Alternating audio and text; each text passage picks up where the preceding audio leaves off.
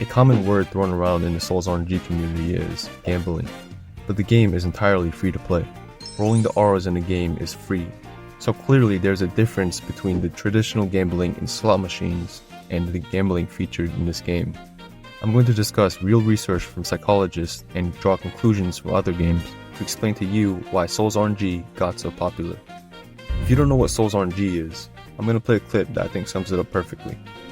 No, I'll actually get you somewhere. What? Guys, join my regret. Wait a minute! Is that the new? What? No! What? I got star coins! I got star coins! I got star coins! What? I got star coins! I got star coins! First, I want to talk about how they made auto rolls free. This is genius because unlike other games, Souls doesn't depend on the player being active in the game. So it makes perfect sense to have a free auto clicker to lower the barrier for players to AFK grind in this game. As you can see in these stats, the day they removed the 5,000 roll requirement to unlock auto rolls, the next day, the player count rose from 70,000 to 90,000. So what is it that you think most of the people playing this game do? They go to sleep. The developers have found a way to make people willingly stay in their games for days or even weeks at a time. I don't know about you, but I can't remember the last time I felt this confused about a Roblox game's success. Usually the core gameplay loop is almost immediately obvious in other games, so I decided to dig deeper. Let's take a quick peek at the psychology of how people get addicted to gambling. As the winning. But overall, winning and waiting to see if you've won, the anticipation, they're both pretty much the same. And that's a really key point about gambling. It's not just the winning that counts, it's the taking part, and the taking part repeatedly when you don't win is as activating to a gambler as the winning. So even when a player rolls and gets a bad aura, it still reinforces our behavior almost as if it was a good aura. That's why you see players who roll 100,000 times to get nothing, but still play the game. And play is a very generous word in this context. Souls RNG might look like a game, but once the player gets to a certain point, all they're really doing is just watching the screen. And once you get to a certain level, you don't even need to do that. So why do players choose to play this game when you essentially do nothing? Well, there are a few reasons, such as social motivation. When you see other players with cool auras and effects, it makes you want to stay in the game longer, to grind and eventually get to the same level.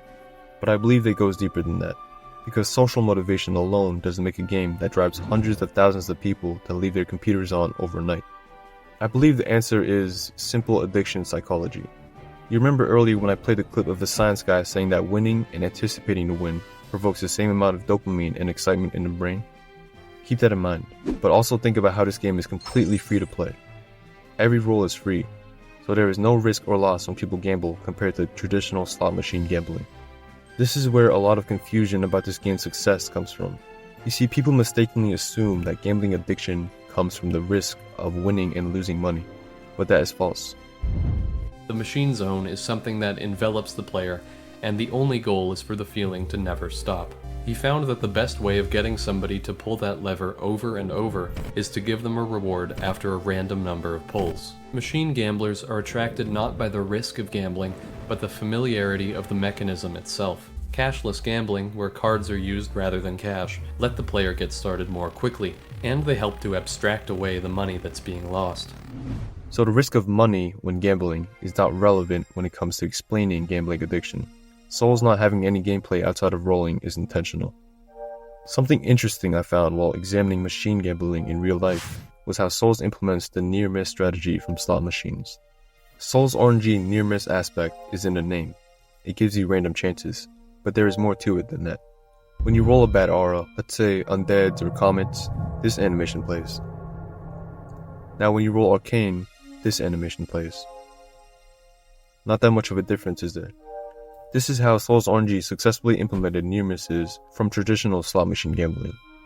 One early innovation was making the player's viewing window larger, so they could see not only the symbols on the pay line, but those just above and below it. This created the opportunity for near misses, where the player just misses a jackpot.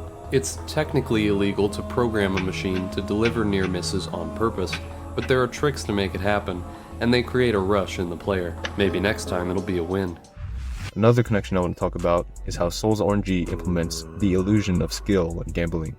You see, there's a lot more depth to how people roll auras that isn't immediately obvious when first joining the game. In the game, you're able to craft items, find secrets around the map, and increase the speed of how fast you roll. One of the things that really sets apart slot machine design is the fact that, by and large, our games really can't be skill-based. They're all about random outcomes, purely random outcomes. So, to make it exciting for the player, quite often what we'll do is present the illusion of skill, where there is a lot of interactions, but they don't really change the outcome of the game. Yes, you can increase your luck if you grind for weeks and get hundreds of potions, rare auras to craft certain potions. But you know what else increases? The rarity of the auras. All the devs have to do is add another aura that's like 1 in a gazillion and the cycle continues. A lot of players are very superstitious, especially in Asia, for example. You'll often see people touching the screen every time before they hit the button. The fact that we now have touchscreens means that we can build these little, Easter eggs in. People start to, build relationships up with their favorite games, and they come back and play them again and again. And having those nice little surprises or that little secret that they know about that no one else does, really pleases them and gives them a bit of fun. Now, it might sound like I'm hating on this game right now. I'm not. I've rolled like 50,000 times in it.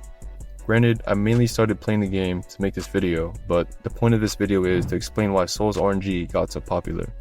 Because by far the most common thing that people say when first joining this game is, why do people play this? And as a game developer, to me, that is fascinating. And now I have one final similarity I found when comparing machine gambling to Souls RNG. When one is gambling, they get into a flow state. You know that word that athletes commonly use to describe when they are in the zone or in a state of complete focus? Gambling users also enter that state. Talking about getting in the zone, and they mean something somewhat similar to that. It's a state, a mental state in which time falls away, space falls away, and importantly for the gamblers, a sense of monetary value disappears. That's what you're playing for. You're not sitting there playing to win. You're not hoping to win. This is an extreme misperception that legislators have, that the media has, that the rest of the lay public has. They say these poor people, didn't they take a probability class? Don't they know they're not going to win?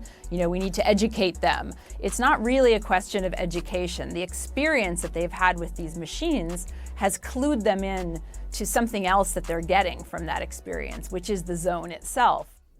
Now you probably have a good grasp of how Souls RNG implements gambling, but you might be thinking, other games also have gambling. What makes Souls RNG stick out? Yes, there are certain games that apply similar gambling principles into their games, but no one has executed it quite like Souls RNG. You see, when I play Souls RNG, I think of a few games, some of which are Please Donate and Work at a Pizza Place. I'm using Work at a Pizza Place because nobody really knows why that game has been popular for so long either. Work at a Pizza Place and Souls masterfully execute the social motivation aspect in their games.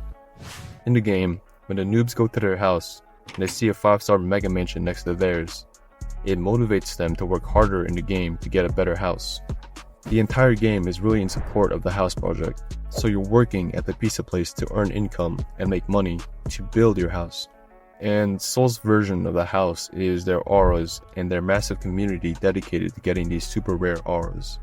Please Donate and Souls are similar in the way that they masterfully execute the passive gameplay loop. They are by far one of the most successful games where the main things players do is AFK. And another thing they did, this might be a stretch, but I feel like what they did was they innovated from Tycoons. Because in Tycoons, you also just AFK and wait for money to upgrade your plot. But Tycoons usually only last for a few hours at most before the player finishes and the game loses all replayability. So what Please Donate and Souls RNG has done in their own unique ways is make the gameplay loop infinite. All that being said, it's no wonder why Souls RNG got so popular. Their execution of gambling is incredibly unique compared to what we have seen on the Roblox platform. Whether or not the developers of this game knew what they were doing, they succeeded. Personally, I don't really have a problem against Souls RNG. There seems to be no real loss except the loss of time when people play these games. I think the community-driven gameplay is pretty cool. However, there is a possibility that people who grind this game are cultivating a habit of addiction that might transfer into more harmful habits in the future. But I am nowhere near enough qualified to be able to testify to that, so it's just a random prediction from me. What are your thoughts on Souls RNG? And how would you compare it to other addictive games? If you enjoyed this video, leave a like and tell me in the comments if I should do more analysis of other games from the perspective of game development and game design.